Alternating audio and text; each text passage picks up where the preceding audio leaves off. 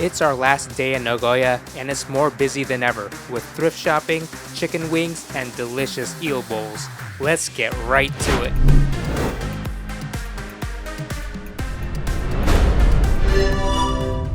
If you're heading to Japan and love scoring unique items on a budget, forget Tokyo and skip Osaka. The ultimate hidden gem for secondhand shopping is in Nagoya, and today we're going thrift shop hopping with Dan as our guide. Bakery? Those are so cool. Unlike Tokyo, where the trendiest vintage stores can cost you more than buying new, Nagoya offers seriously good deals. We're talking 500 yen jackets, designer labels for a fraction of the price, and one-of-a-kind pieces you won't find anywhere else. The thrift shop is also where you can practice your skateboarding to become the next Tony Hawk. Kelly scores a designer wallet, and we're off to our next thrift shop. While big cities like Tokyo are full of fashion hype, Nagoya's scene is all about authenticity. The shops aren't trying to be Instagram famous, they're just packed with quality secondhand goods, often untouched by tourists. From major chains like 2nd Street to local indie shops tucked away in Osu and Sakae, you'll find vintage denim, retro brand tees, rare sneakers, and even traditional kimono, if you know where to look. Nagoya thrift stores are clean, friendly, and easy to navigate. This is my favorite section. Check out all those amazing vintage G-Shocks.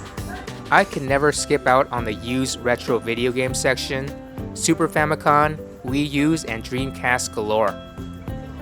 And here are the vintage PlayStations and Nintendo 64s. I'm like a kid in a candy shop with all those used handhelds. That's one of my favorite games from my childhood, Double Dragon 2. So if you're planning a trip to Japan and want to thrift like a pro, don't sleep on Nagoya. It's an underrated thrift shop paradise where your next favorite thing is just waiting to be found. Alright, let's jump over.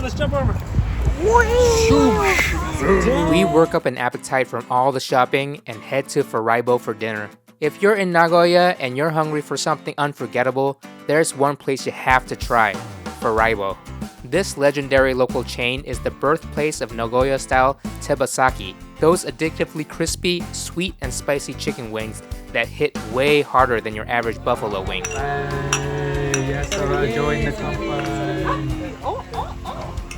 The vibe inside is cozy and relaxed, like your favorite neighborhood izakaya.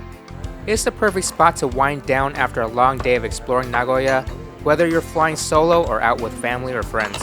And it's not just wings.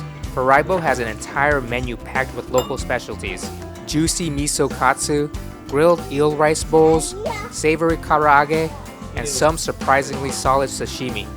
Plus ice-cold beer or a glass of umeshu to top it all off. I wondered what that was. I'd like Yeah. catch. Here's a diagram of all the ways you can eat the chicken wings. I've never seen this documented. What makes Furaibo special isn't just the food, it's the feel. The service is warm, the crowd is chill, and everything feels authentically Nagoya. You're not just eating dinner, you're having a full-on local experience. This is this consistency. Like it just gets this consistency. Cool. Like spit. Has all the starch. Wow, fun. There you go. Yeah. We have nikujaga coming. Wow, that's right. I don't know how many rounds of chicken wings we got, but I know I was extremely happy.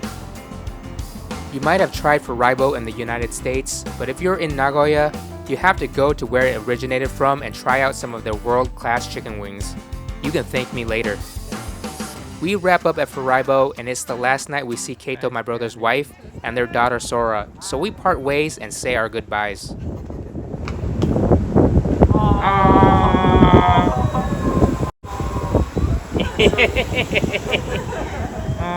The next day before we head out, Dan takes us to Unatou, just west of Nagoya Station. If you're in Nagoya and looking for a meal that's rich, flavorful, and deeply rooted in tradition, then you have to try Unatou, one of the city's most beloved spots for unagi or grilled eel. Okay. These are their unagi in a bowl, But like their hitsumabushi was famous, right? They give you the set and you're supposed to like divide it into quarters. Okay. And you eat 1 quarter and whatever, and there's the soup that comes with it, so you can Okay. pour the hot soup and stuff. Oh, that's like Yeah, that's Kento's like place. Ken's Yeah, place. yeah. That's why he said it, he calls it Hitsumabushi. Yeah, hitsumabushi. Whoa. Yeah, do you think that's what we should do? Yes, I think you should. Okay, great. Hitsumabushi is Nagoya's signature way of eating eel, and it's a full experience, not just a dish. Oh. It has like a kind of spicy, citrusy. It's interesting. I don't know how to explain it. They call it sansho uo, and the uo part is a salamander. They say it smells kind of like a salamander. Really? Yeah. I guess I've never smelled the salamander before. Right. And neither have I, but they say that. Oh, that's right. Really nice. There you go. Yeah, and these ones usually have a hole right here. So Oh, you nice. guide the hole. But you can look at it. You can Yeah. open it up and look at it and see that. I think that was just the one. Oh, one yeah. slice. Oh, so good. It also tastes like, it smells like sake, right? Doesn't it smell like alcohol? It kind of has this alcoholic. Oh, yeah, for sure. Or like a wine. Yeah.